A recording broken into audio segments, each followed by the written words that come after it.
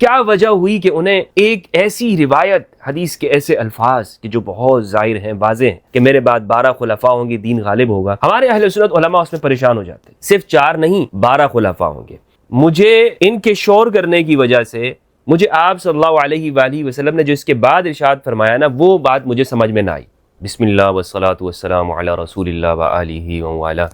السلام علیکم ورحمۃ اللہ وبرکاتہ. ہمارے ہاں ایک فرقہ ہے اہل حدیث. ان کا دعویٰ یہ ہے کہ ہم صرف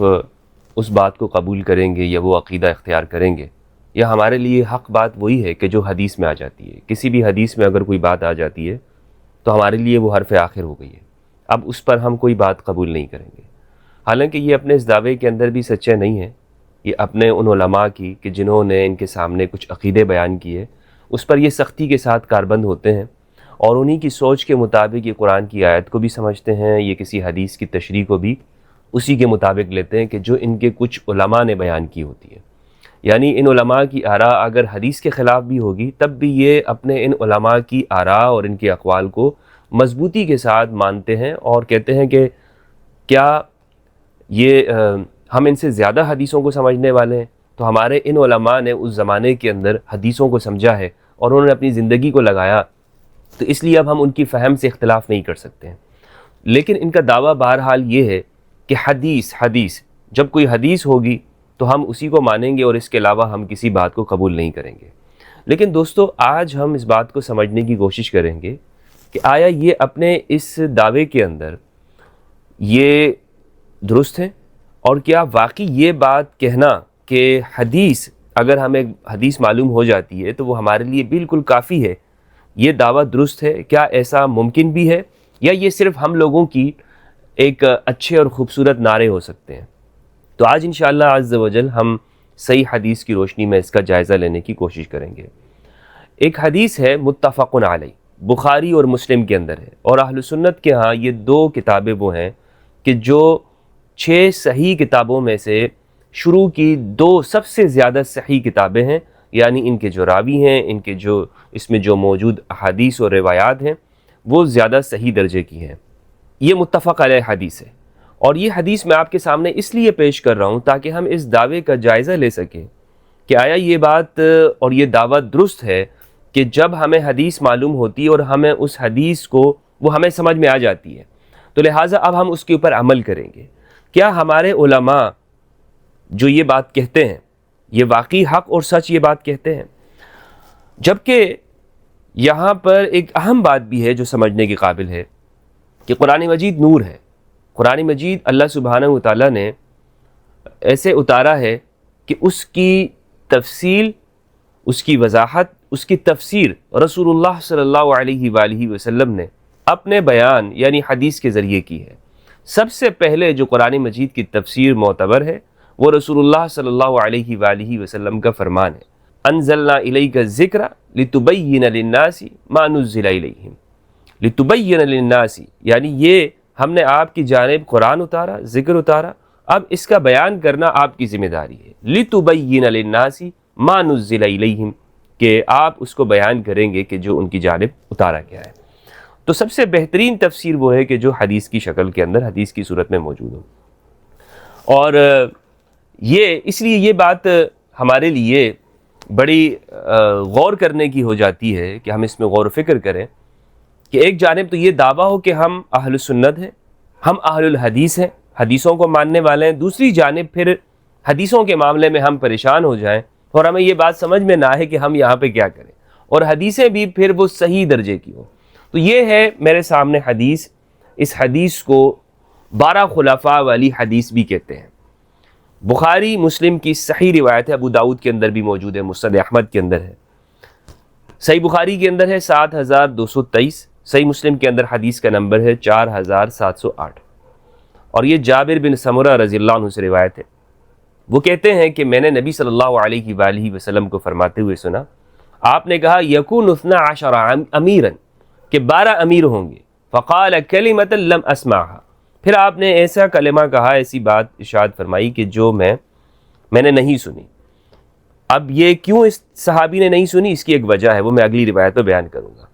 بہرحال یہ کہتے ہیں کہ آپ نے کچھ ایسا فرمایا کہ جو میں سن نہ سکا، تو میں نے اپنے والد سے پوچھا، یعنی سمرہ سے، کہ ابا جان ابھی رسول اللہ نے کیا فرمایا؟ تو میرے والد نے کہا کہ رسول اللہ نے فرمایا کلہم من قریش، یہ جو 12 خلفاء ہیں جو میرے بعد ہوں گے یہ سارے کے سارے قریش سے ہوں گے۔ یہ ہے بخاری مسلم کی روایت۔ اس سے ایک بات ہمیں یہ معلوم ہو گئی کہ رسول اللہ صلی اللہ علیہ وآلہ وسلم کے بعد 12 خلفاء ہوں گے، صرف 4 نہیں 12 خلفاء ہوں گے، اور ان 12 خلفاء کے زمانے کے اندر یہ دین اسلام یہ طاقتور ہوگا، مضبوط ہوگا، اور مسلمانوں کی شان و شوکت ہوگی۔ روایت کے اندر یہ الفاظ ہیں۔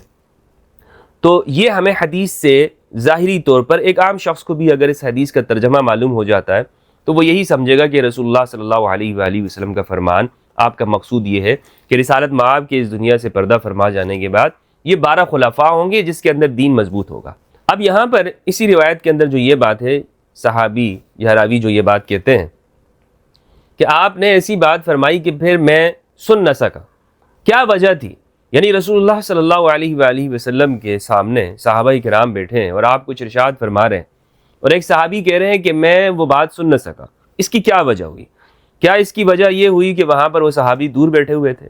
یا اس کی وجہ یہ ہوئی کہ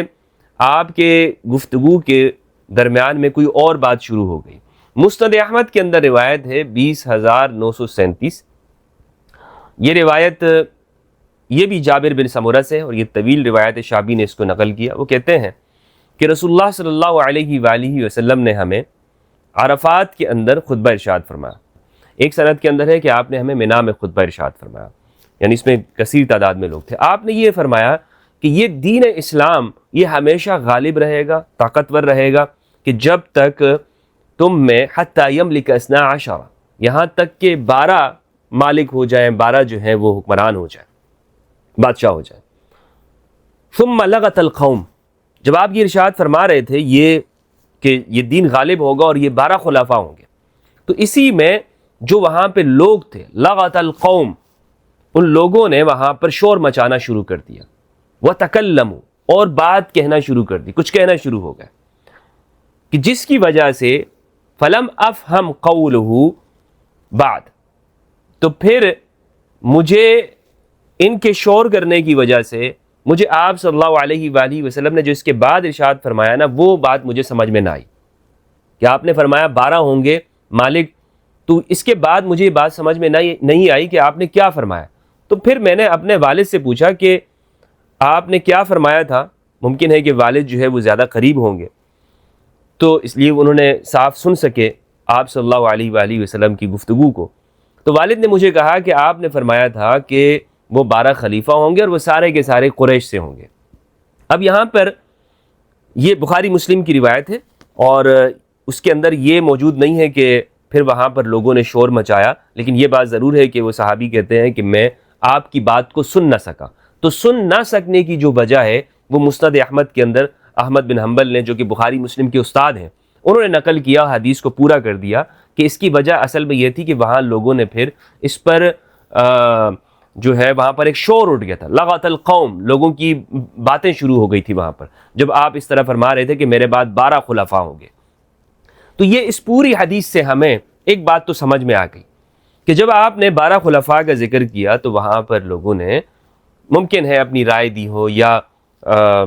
گفتگو ان کی شروع ہو گئی ہو کہ جس سے لوگوں تک یہ پوری بات نہیں پہنچ سکی، لیکن جو سمرہ صحابی ہیں انہوں نے اپنے بیٹے جابر کو بتا دیا کہ رسول اللہ صلی اللہ علیہ وآلہ وسلم نے یہاں پر کیا ارشاد فرمایا تھا، کہ اس سے مراد 12 خلیفہ ہے۔ اچھا،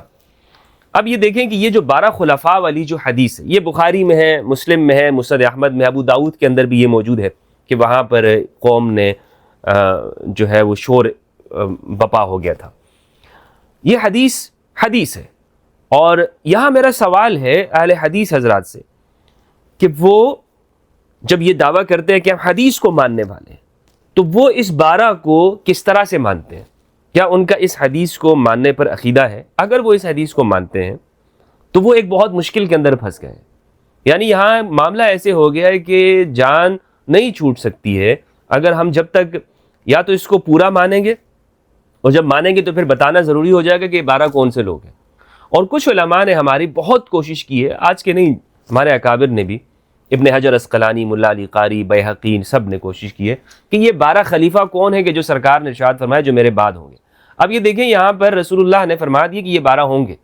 یہ 12 خلیفہ ہوں گے۔ اس میں یہ نہیں ہے کہ ان کو تم نے چننا ہے، بنانا ہے، نہیں، رسول اللہ نے فرما دیا کہ 12 خلفاء ہوں گے، دین غالب ہوگا اور میرے بعد ہوں گے،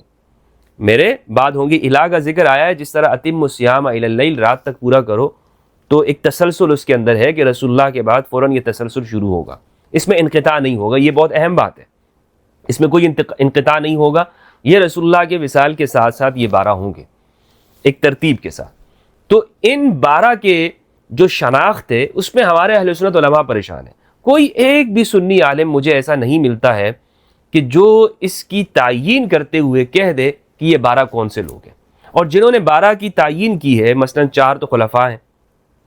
حضرت ابوبکر رضی اللہ عنہ، حضرت عمر رضی اللہ عنہ، حضرت عثمان رضی اللہ عنہ، حضرت علی علیہ السلام رضی اللہ عنہ، اور اس کے بعد پھر امام حسن علیہ السلام، اور 12 کی ترتیب پھر انہوں نے معاویہ بن ابی سفیان، یزید بن معاویہ، اور مروان، عبد الملک بن مروان، اور اسی طرح ولید بن عبد الملک، سلیمان بن عبد الملک بن مروان، اس طرح وہ ترتیب لے کے چلے ہیں۔ ابن حجر اسقلانی نے، ملا علی قاری نے باقاعدہ ان ناموں کو ذکر کیا ہے، اس میں یزید بھی شامل ہے ان 12 خلفاء کے اندر کہ جو اس حدیث کے اندر ہے کہ اسلام غالب ہوگا۔ اب میں آپ کو اہل سنت کی مشکل بتاتا چلوں کہ اگر ہم اس حدیث کو مانتے ہیں، اور یہ حدیث صحیح ہے، میں نے آپ کو بتایا بخاری مسلم کی ہے، تو اگر ہم اس حدیث کو مانتے ہیں تو پھر ہمیں اس 12 جو نام ہے، یہ نام جس طرح ہمارے اکابر بتا رہے ہیں، تو کیا ان کے زمانے میں، یعنی خلفاء کے دور کو آپ رہنے دیں، ان کے علاوہ جو ہیں آپ اس میں دیکھیں کہ کیا اسلام غالب رہا۔ یزید کی مثال آپ لے لیں، عبد الملک بن مروان، یعنی حدیث کہہ رہی ہے کہ اسلام غالب ہوگا، عبد الملک بن مروان کے زمانے میں کیا اسلام غالب رہا؟ یعنی وہ شخص ہے کہ جس نے حجاج کو لگایا، گورنر بصرہ کا، اور حجاج نے کعبہ کے اوپر منجنیق چلا دی، کعبہ کے اوپر گولہ باری کر دی، عبداللہ ابن زبیر کو وہاں کعبہ کے اندر حرم میں شہید کر دیا کہ جہاں پر امن کا حکم ہے۔ کیا اس زمانے کے اندر اسلام عزیز رہا ہے؟ یعنی یہ تعجب ہوگا ہمیں، ہم سب کو، اس لیے ہمارے جتنے بھی علماء ہیں، اکابر ہیں، وہ سب مختلف نام بتا رہے ہیں، مختلف تعویل کر کے۔ کوئی کہتے ہیں کہ یہ ضروری نہیں کہ تسلسل کے ساتھ ہو، کوئی 4 پہلے ہیں تو اس کے بعد پھر 5 پہلے ہیں تو پھر اس کے بعد پھر درمیان میں 100 فاصلہ ہے، کچھ بنو عباس کے ہیں اور کچھ پھر بعد کے زمانے کے ہیں، یا اس طرح تسلسل اس میں نہیں مانتے۔ لیکن یہ تمام تعویلات ہیں۔ آپ صلی اللہ علیہ وآلہ وسلم نے جو ارشاد فرمایا وہ بالکل واضح ہے کہ میرے بعد اس طرح کے 12 خلفاء ہوں گے کہ جن کے زمانے میں دین غالب ہوگا، اور آپ ان سب کے اندر وہ دیکھنے کی کوشش کریں تو آپ کو دین کے غلبے کی حالت آپ کو معلوم ہو جائے گی کہ کس درجے تک وہ دین غالب ہونے کا دعویٰ ہمارا رہا ہے۔ تو یہ ہم کرتے ہیں۔ اس میں ہمارے ہاں بڑے تعجب کی بات یہ ہے کہ ہمارے جو علماء ہیں انہوں نے نام ذکر کیے ہیں، اس میں یزید کو بھی شامل کیا ہے، عبد الملک بن مروان کو شامل کیا ہے۔ اس پیچیدگی کے اندر کہ باوجود اس کے کہ ہم یہ کہتے ہیں اور ہمارا ماننا ہے کہ حدیث یہ ایک نور ہے، رحمت ہے، آپ صلی اللہ علیہ وآلہ وسلم کا فرمان، اس میں ہم پریشان نہیں ہو سکتے ہیں۔ یہ تو ہم کہہ سکتے ہیں کہ بھائی یہ حدیث کس درجے کی ہے، صحیح ہے، موضوع ہے، من گڑت ہے، لیکن جب ہم یہ کہتے ہیں کہ حدیث صحیح ہے اور پھر وہ اصح المصادر کے اندر وہ روایت موجود ہو، تو اس کی فہم کے اندر ہمارے علماء اتنے پریشان کیوں ہو جاتے ہیں؟ یعنی ہمارے علماء کی جو پریشانی ہے اس کا سبب کیا بن رہا ہے؟ یہ دیکھنے کی ضرورت ہے کہ ہمارے علماء یہ اس 12 خلفاء والی روایت کو کیوں اتنے پریشان ہو گئے کہ ابن جوزی رحمہ اللہ کو کہنا پڑا کہ بھائی مجھے اس نے بہت پریشان کر دیا۔ میں نے آپ کو بتایا کہ ہمارے علماء نے، اکابر نے، وہ ان 12 کے نام ذکر کیے، لیکن ان 12 کے بارے میں جب ہم بات کرتے ہیں، حکمرانوں کے بارے میں، تو کوئی ہمیں اس رسول اللہ کے معیار، نبوی معیار کے اوپر پورا اترتا ہوا دکھائی نہیں دے گا۔ میں نے آپ کو بتایا کہ اس میں آپ 12 میں سے بنو امیہ کے حکمرانوں کی بات میں کر رہا ہوں، یزید کا دیکھ لیں آپ، خلفاء کی ادوار کو چھوڑ دیں، یعنی اس میں بھی ہم کچھ چیزوں کے اوپر بحث کر سکتے ہیں، لیکن مجموعی طور پر ہماری جس کو ہم کہہ سکیں کہ دین کا غلبہ یا دین کے حوالے سے ایک اجتماعیت وہ ہمیں نظر آتی ہے۔ مگر یہ دیگر جو حکمران ہیں بنو عباس کے یا بنو امیہ کے دیگر جو لوگ ہیں، یزید بن معاویہ، عبد الملک بن مروان، ان کے حوالے سے کوئی نہیں کہہ سکتا، بلکہ یزید کے بارے میں تو سب یہ کہتے ہیں کہ بھائی اس کے زمانے کے اندر تو کعبہ کو جلایا گیا، اس کے زمانے کے اندر مدینہ کی حرمت کو پامال کیا گیا، اور اس کے 3 بڑے جرائم ہمارے ہاں مشہور ہیں اور گنوائے جاتے ہیں۔ تو سوال میرا یہ ہے کہ کیا یہ ممکن ہے کہ ایک حدیث ہو اور حدیث صحیح ہو اور اس کی معرفت کے اندر ہمارے علماء سارے پریشان ہو جائیں اور وہ اس پہ جو فہرست بنائیں خود اس فہرست کے اوپر بھی ان کا آپس میں اتفاق موجود نہ ہو؟ ابن جوزی کہتے ہیں، انہوں نے کشف المشکل میں لکھا ہے، هذا الحدیث قد أتلت البحث عنه وطلبته من مضانه وسألت عنه فما رأيت أحدا وقع على المقصود به۔ کہتے ہیں اس حدیث کے متعلق میں نے طویل جستجو کی ہے اور کافی علماء اور محدثین سے سوالات کیے، مگر میں نے کسی ایک بھی عالم کو نہیں پایا جو منزل مقصود تک پہنچا۔ ابن جوزی کشف المشکل جلد 1 صفحہ 449۔ ابن بطال نے کہا ہے، وہ کہتے ہیں لم القى احدا يقطع في هذا الحديث يعني بشيء معين، میں نے کسی بھی ایک محدث کو اس حدیث کے متعلق یقینی موقف اپناتے ہوئے نہیں پایا، کسی کے سامنے بھی یقینی طور پر بات نہیں ہے کہ 12 کون سے لوگ ہیں۔ کیا وجہ ہوئی کہ انہیں ایک ایسی روایت، حدیث کے ایسے الفاظ کہ جو بہت ظاہر ہیں، واضح ہیں کہ میرے بعد 12 خلفاء ہوں گے، دین غالب ہوگا، ہمارے اہل سنت علماء اس میں پریشان ہو جاتے ہیں؟ کیا وجہ ہے؟ اس لیے کہ رسول اللہ صلی اللہ علیہ وآلہ وسلم نے جن 12 کے بارے میں ارشاد فرمایا، یہ جواب میں آپ کو دیتا چلوں کہ ہم اہل سنت نے اسے صرف اور صرف اس وصیت کو سمجھنا نہ چاہا کہ جو رسول اللہ نے ارشاد فرمائی غدیر کے موقع پر قرآن اور اہل البیت کی۔ اگر ہم اسے اس لیے نہ سمجھنا چاہا کہ وہ چونکہ ایک دعویٰ یہ ہونے لگا کہ شیعہ نے کہا کہ یہ 12 امام ہم ان کو مانتے ہیں اور ان کی بات کو ہم قبول کریں گے اور ان کی فقہ کو، ان کے عمل کو۔ اہل سنت نے اپنے آپ کو یہاں پر جب ایک زمانے کے اندر فکری طور پر تقسیم ہو گئی کہ یہ سنی اور یہ شیعہ ہیں، تو اب اہل سنت کو ایک ایسی راہ اپنانی ضروری تھی کہ جو شیعوں سے الگ ہو۔ تو جب ہم نے وہ الگ راہ اپنائی تو پھر ہم نے یہ بھی کہا کہ بھئی اس میں یزید بھی ہے 12 خلفاء کے اندر، اس میں عبد الملک بن مروان بھی ہے۔ اب یہاں پر دین کے غلبے کی جو بات ہے وہ آپ دیکھیں کہ جو دین غالب امام جعفر الصادق علیہ السلام کی فکر ہے، آپ نے جو فقہ کو بیان کیا ہے، آج اس وقت کرۂ ارض کے اوپر جو اسلام موجود ہے فقہی شکل کے اندر، جو شریعت محمدی صلی اللہ علیہ وآلہ وسلم مختلف فقہا کی آراء کے ساتھ مدون ہو چکی ہے، حنفیت، مالکیت، شافعیت، حنبلیت، اور قدیم زمانے کے اندر سفیان ثوری اور اوزاعی کی فکر، یہ تمام کی تمام کوششیں، اس کا منبع اور مصدر کیا ہے؟ امام جعفر الصادق علیہ السلام کا مدرسہ ہے۔ اللہم صلی علی محمد وآل محمد۔ امام جعفر الصادق علیہ السلام کا مدرسہ، یعنی دین کا غلبہ آج بھی علمی بنیادوں کے اوپر، خواہ وہ حنفی شکل میں ہی کیوں نہ ہو، مالکی شکل میں کیوں نہ ہو، مدرسہ تو وہاں پر امام صادق علیہ السلام کا ہے۔ میری بات سمجھ میں آ رہی ہے نا؟ تو دین آج بھی غالب ہے، اور یہ تسلسل کون سے لوگ ہیں؟ یہ تسلسل ہیں قرآن اور اہل البیت، یعنی امام علی علیہ السلام سے لے کر امام مہدی علیہ السلام۔ امام مہدی علیہ السلام تو ان کی آمد اور ظہور ان کا ہوگا، اور اس کے ساتھ ساتھ ان پہ سنی اور شیعہ دونوں متفق ہیں ان 12 ائمہ میں سے۔ یہ بھی آپ دیکھ لیں کہ ہمارے علماء جو وہاں پر بنو امیہ کے اندر آخری حکمران کو 12 خلفاء میں مانتے ہیں، تو یہ جو 12ویں امام ہیں امام مہدی علیہ السلام، اس پر تو سب امت متفق ہے، تو پھر تو 13 ہو گئے، انہیں شروع میں 11 تسلسل کے ساتھ ماننا چاہیے، 12 آخری زمانے میں ماننا چاہیے۔ تو بہرحال یہ حدیث بہت مشکل ہے ان لوگوں کے لیے کہ جو قرآن اور اہل بیت سے ہٹ کر حدیث کو سمجھنے کی کوشش کریں۔ السلام علیکم ورحمۃ اللہ وبرکاتہ۔